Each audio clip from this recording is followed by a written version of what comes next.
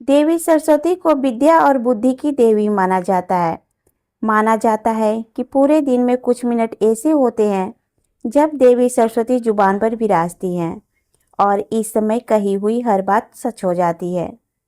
आइए जानते हैं आखिर किस समय जुबान पर विराजती है माँ सरस्वती, जब कही हुई हर बात हो जाती है सच। राधे राधे दोस्तों, मैं सरिता, स्वागत है आपका आपके अपने चैनल हमारी संस्कृत में। दोस्तों, हिंदू धर्म में माँ लक्ष्मी, माँ पार्वती और माता सरस्वती को तीन प्रमुख देवियों के रूप में पूजा जाता है। इन तीनों देवियों में माँ लक्ष्मी को धन की देवी और माता सरस्वती को विद्या की देवी के रूप में जाना जाता है। अक्सर आपने दूसरे लोगों से यह सुनते आए होंगे कि माँ लक्ष्मी की कृपा से घर में धन दौलत की कोई कमी नहीं है और जुबान पर माँ सरस्वती आकर बैठ गई हैं। जुबान पर माँ सरस्वती बैठने से मतलब होता है जो भी बात उस समय जुबान से निकलती है वह सच साबित होती है। इसलिए हमेशा ही अच्छी और सच्ची बात बोलनी चाहिए, क्योंकि क्या पता कब जुबान पर माँ सरस्वती विराजमान हो जाए। वहीं दूसरी तरफ यह भी आपने अक्सर लोगों से सुनते आए होंगे कि उसकी जुबान काली है, क्योंकि ऐसे व्यक्ति की ज़्यादातर बातें सच हो जाती है। दोस्तों, हिंदू धर्म में देवी सरस्वती को ज्ञान, संगीत, साहित्य और कला की देवी के रूप में पूजा जाता है। विशेषकर माघ शुक्ल पक्ष की पंचमी तिथि को बसंत पंचमी के दिन माँ सरस्वती की विशेष पूजा अर्चना की जाती है।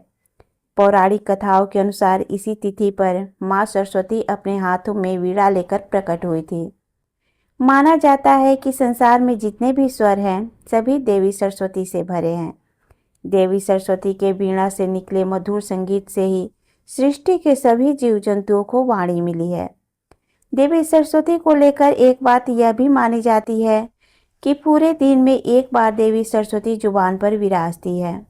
यदि ऐसे में जो भी बात कही जाए, जो मुराद मांगी जाए, वह पूरी हो जाती है।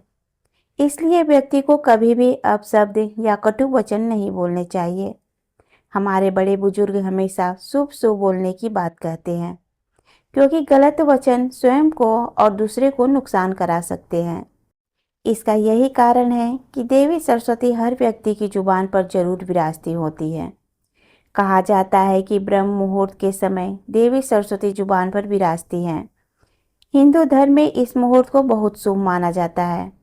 सुबह 3 बजे से लेकर सूर्योदय तक के समय को ब्रह्म मुहूर्त कहते हैं।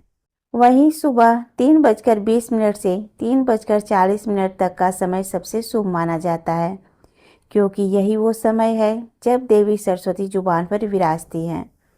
इसलिए ऐसा माना जाता है कि 20 मिनट में कही गई हर बात सच हो सकती है और इस समय मांगी गई हर मुराद भी पूरी होती है।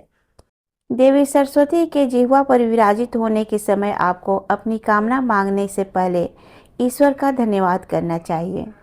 इसके बाद आप जिन परेशानियों से जूझ रहे हो उसी का समाधान मांगे। यदि आप सच्ची श्रद्धा से प्रार्थना करेंगे तो आपकी समस्या जरूर दूर होंगी और मनोकामना की भी पूर्ति होगी।